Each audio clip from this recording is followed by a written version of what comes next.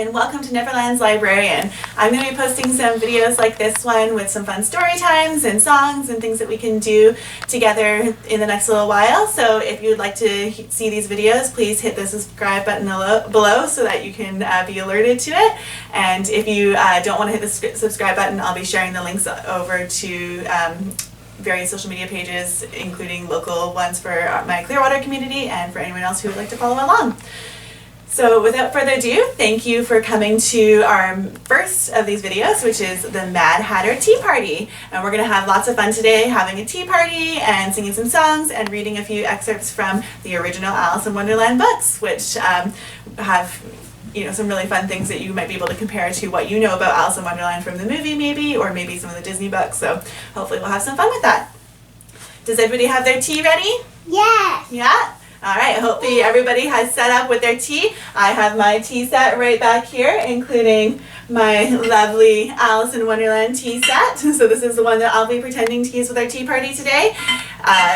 Of course, you could have whatever you want at home if you are pretending to have tea and playing make-believe with it. You don't need to actually have tea or milk or anything, but if you guys want to go ahead and get some milk, get some juice, get something to go in there, and some little treats to go along with it, that would be great too. We'll have a few tea breaks throughout whenever I'm reading from the book. You guys can feel free to have a little break and pour yourself some tea, have a little snack, and then we'll come back together for some songs.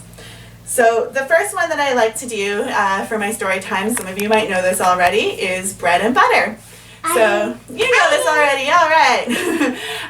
My special guests today with me in the background that you might hear are my kids, but we're going to keep them off camera for now. So, for bread and butter, we do some clapping. So we have clapping your hands together, clapping your knees, and we're going to start. Bread and butter, marmalade and jam. Let's say hello as fast as we can. Ready? Hello! Hello! Bread and butter, marmalade and jam. Let's say hello as slowly as we can. Hello! Awesome! Bread and butter, marmalade and jam. Let's say hello as silly as we can, because I'm the Mad Hatter and I have to be silly, so ready? Awesome! Bread and butter, marmalade and jam. Let's say hello as quiet as we can. Be very quiet. Hello. I bet you that was so quiet I couldn't even hear it. Alright, bread and butter, marmalade and jam. Let's say hello as loudly as we can. Ready?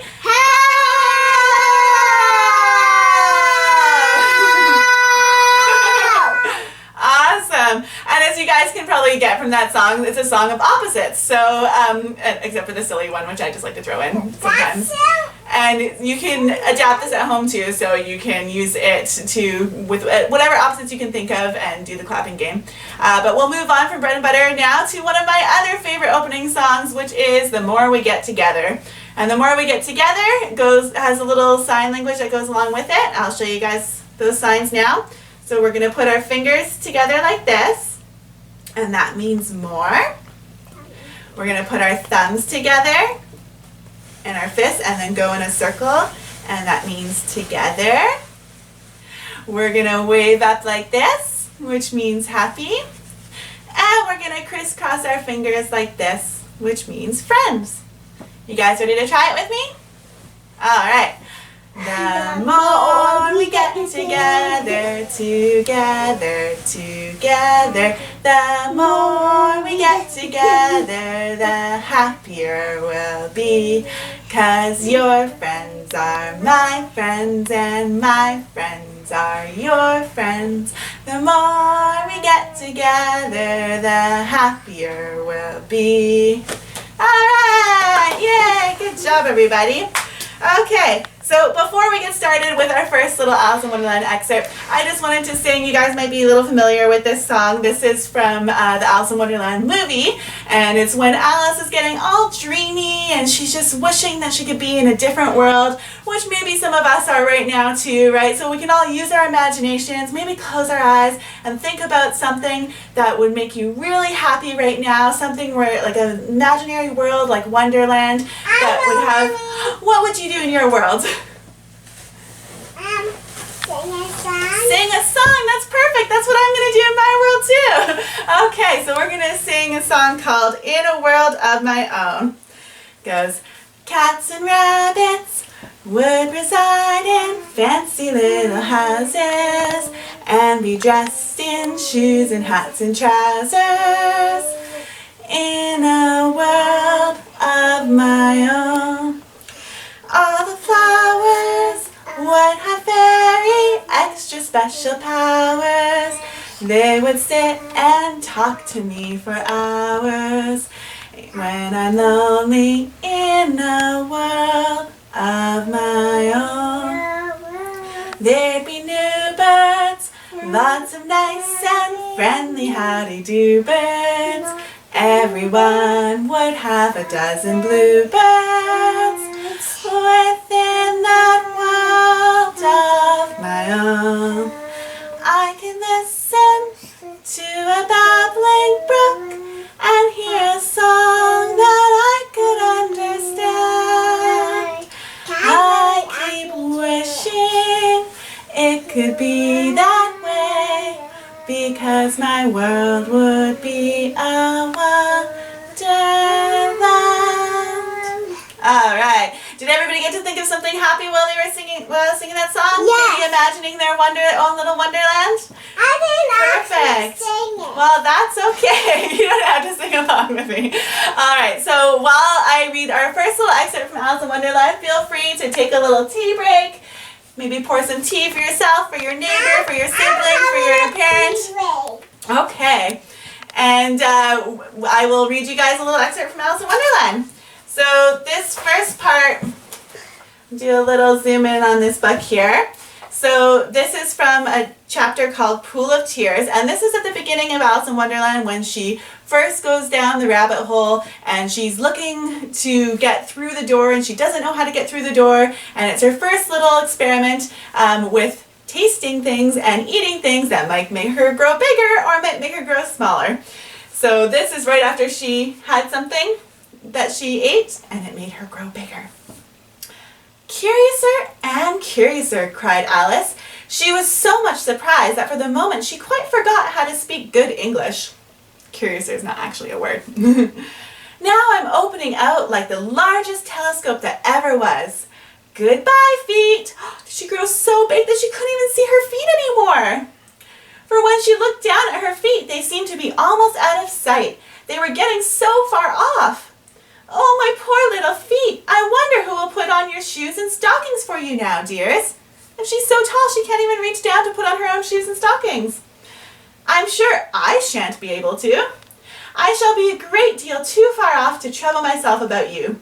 You must manage the best way you can. But I must be kind to them, thought Alice, or perhaps they won't walk the way I want to go. What if her feet don't listen to her anymore?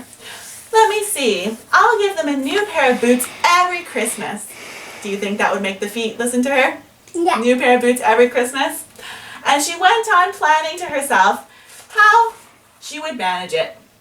They must go to the carrier, she thought. And how funny it'll seem, sending presents to one's own feet. And how odd the directions will look. Alice's right foot. Hearthrug near the fender, with Alice's love. Is that how she would address her letters to her feet? No. Oh dear, what nonsense I'm talking. So that's just a little sample of a little nonsense from Alice in Wonderland. And Alice has lots of fun with that. Alright, so now that we have done our first little excerpt, I'm going to get everybody to stand up and we're going to shake our sillies out because we've been sitting for a little while and I'm sure everybody wants to get some energy out. So, we're going to stand up. Everybody ready? I'm having a tea break in my room. Okay. Well, I'm going to shake my sillies out. Ready? We gotta shake, shake, shake our sillies out. Shake, shake, shake our sillies out. Shake, shake, shake our sillies out and wiggle the waggles away. We gotta clap, clap, clap our crazies out. Clap, clap, clap our crazies up. Clap, clap, clap our crazies up and wiggle our waggles away. We gotta jump, jump, jump our jiggles up. Jump, jump, jump our jiggles up. Jump, jump, jump our jiggles up and wiggle our waggles away. We gotta stretch, stretch, stretch our stretchies out. Stretch, stretch, stretch our stretchies out. We gotta stretch, stretch, one big humongous enormous stretch. Stretch our stretchies out and wiggle our waggles away. Ready to shake those last sillies out? We gotta shake, shake, shake our sillies out. Shake, shake, shake our sillies out. Shake, shake, shake our sillies out and wiggle our waggles away. Yay! Alright, good job everybody. So we're gonna sit back down and you guys can have some more tea and some more snacks while I read you our next little section of Alice in Wonderland. I'm a snack. Okay, you can have a snack.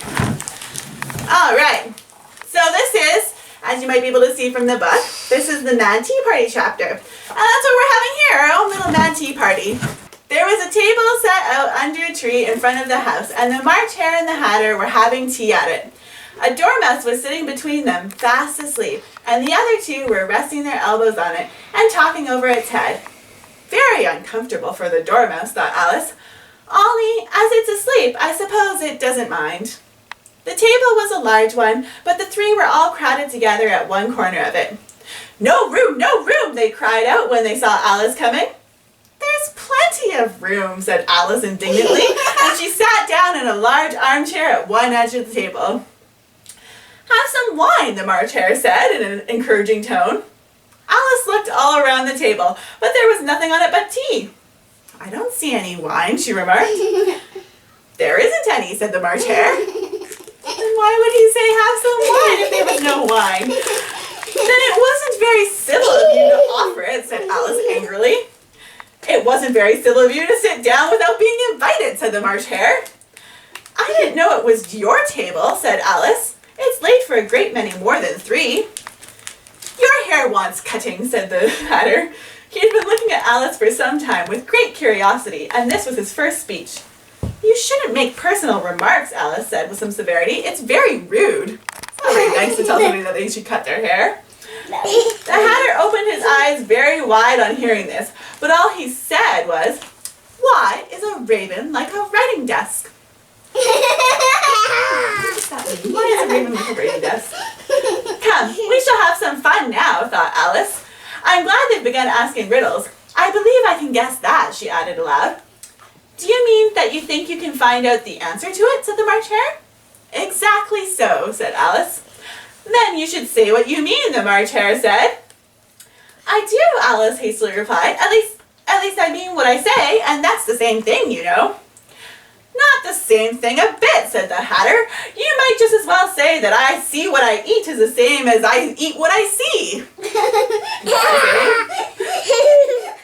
You might just as well say, added the March Hare, that I like what I get is the same as I get what I like.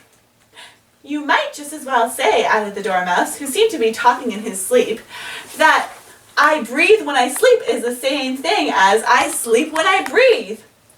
It is the same thing with you, said the Hatter, because the Dormouse sleeps all the time.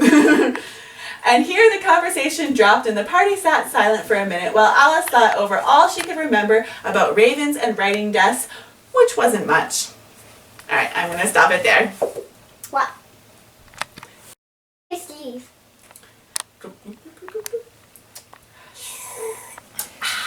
Mad Hatter had to take a tea break too. I do love me some tea.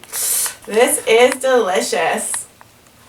Put down your sleeve now. Oh, do I do something silly with it like this? Do you think it'll go down my sleeve? Yeah. Into my teacup? Oh.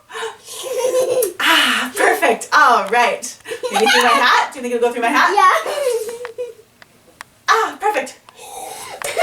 Great. Okay. I think I'm all refreshed and ready now. And you know I have my little Cheshire Cat here to help me as well. So Cheshire Cat, what should we do next? Oh, I think he said that we should sing Twinkle, Twinkle, Little Star. more. Let's do Twinkle, Twinkle, Little Star. Are you guys ready? Twinkle, twinkle, little star, how I wonder what you are.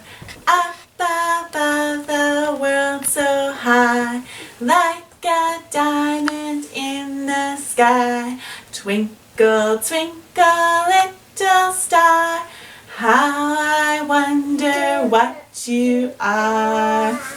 Now we're singing that song because our friend the Mad Hatter has a little bit of a different take on that song in this book. So I'm going to show you guys what he says here. So this is still during our tea party, and there's the Mad Hatter. And he's going to tell us a little bit of a different one. It goes, twinkle, twinkle, little bat, how I wonder what you're at. You know the song, perhaps? Do you know that song? No? I've heard something like it, said Alice. It goes on, you know, the Hatter continued, in this way. Up above the world you fly, like a tea tray in the sky. A tea tray? Is the tea tray gonna fly in the sky? I don't know. Twinkle, twinkle. Here the dormouse shook itself and began singing in its sleep. Twinkle, twinkle, twinkle. And went on so long that they had to pinch it to make it stop. So let's do this little other version of it. It goes, twinkle, twinkle, little bat, how I wonder what you're at. Up above the world you fly, like a tea tray in the sky. Alright, there's a little bit of silliness. Alright, and the next little rhyme that we're going to do is Humpty Dumpty. And you know why we do Humpty Dumpty? Because, did you guys know that there's two Alice in Wonderland books? We have Alice in Wonderland, and we have Through the Looking Glass. And these two books were actually combined, so if you know the Disney film Alice in Wonderland, they actually combined both of the books to make that film, and they changed things up a bit, and they're not in the right order, so if you read the books, it's going to be a bit different. And not everything made it into the movie. So in our Through the Looking Glass book, we have Humpty Dumpty as a character in this one. I'm not going to read that particular part, but we'll do the Humpty Dumpty rhyme that you guys might know. So it goes, Humpty Dumpty sat on a wall, Humpty Dumpty had a great fall. All the king horses and all the king's men couldn't put Humpty together again. Do you guys know that one? Yeah. Should we do it one more time? Humpty Dumpty sat on a wall, Humpty Dumpty had a great fall. All the king's horses and all the king's men couldn't put Humpty together again. Oh, no. Humpty's an egg. He's an egg, that's right. You guys know, right? Humpty Dumpty's an egg, and he broke when he fell. Everything smashed and shattered, and it wasn't very good. It was hard for him.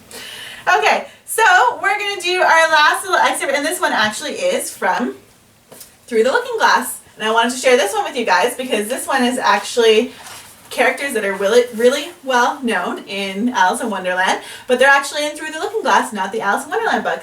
And that would be Tweedledee and Tweedledum. So I'm going to read you a little passage from that. They were standing under a tree, each with an arm around the other's neck, and Alice knew which was which in a moment, because one of them had Dum embroidered on his collar, and the other Dee. I suppose they've got Tweedledee around the back of the collar, she said to herself. They stood so still that she quite forgot they were alive, and she was just looking round to see if the word Tweedle was written at the back of each collar when she was startled by a voice coming from one marked Dum. If you think we're waxworks, he said, you ought to pay, you know. Waxworks weren't made to be looked at for nothing. Nohow. Contrariwise, added the one marked D, if you think we're alive, you ought to speak. I'm sure I'm very sorry, was all Alice could say, for the words of the old song kept ringing through her head like the ticking of a clock, and she could hardly help saying them out loud. Tweedledum and Tweedledee agreed to have a battle, for Tweedledum said Tweedledee had spoiled his nice new rattle. Just then flew down a monstrous crow as black as a tar barrel, which frightened both the heroes so they quite forgot their quarrel. I know what you're thinking about, said Tweedledum, but it isn't so, somehow. Contrariwise, continued Tweedledee, if it was so, it might be, and if it were so, it would be. But as it isn't, it ain't. That's logic. Are they pretty silly? Tweedledum and Tweedledee. And we'll leave it there for now. So that's our last little excerpt there. So I wanted to finish with 2 other songs. One of them is one that we know very well from the movies, or you might know very well from the movies, Very Merry Unbirthday. So I'm going to sing that one. Let's put the back up here. The Cheshire Cat's going to go back up there, and we're going to do a Very Merry Unbirthday. So it goes, a very merry unbirthday to you, a very merry unbirthday to you, Now blow the candles out, my dear, and make your wish come true. A very merry unbirthday to you. And here's your birthday cake. Should we blow the candles out? Ready? All right. Perfect. All right, let's get all settled here. Here we go. Okay. And our last song, of course, has to be when we're having a tea party. What song do we have to do? I'm a Little Teapot. So let's get everybody to stand up and we'll do our last little song. It goes, I'm a little teapot, short and stout. Here is my handle, here is my spout. When I get all steamed up, hear me shout. Tip me over and pour me out. Alright, good job everybody. Thank you so much for joining me for my story time here today for a Very Merry Unbirthday tea party. I look forward to seeing you all again soon. Once again, if you want to hit that subscribe button so you can get notified of future videos, that would be great. Otherwise, I'll share some links. Thanks all for joining. Bye!